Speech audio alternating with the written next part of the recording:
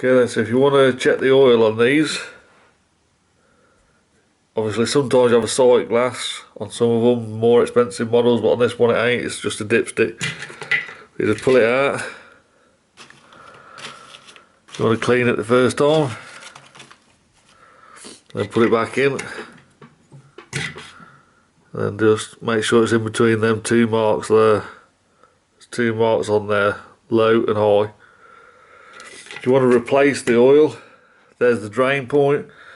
There'll always be a little, usually an Allen key, that you can drain the oil from, and then obviously you top up through the same hole that your dipstick comes out of.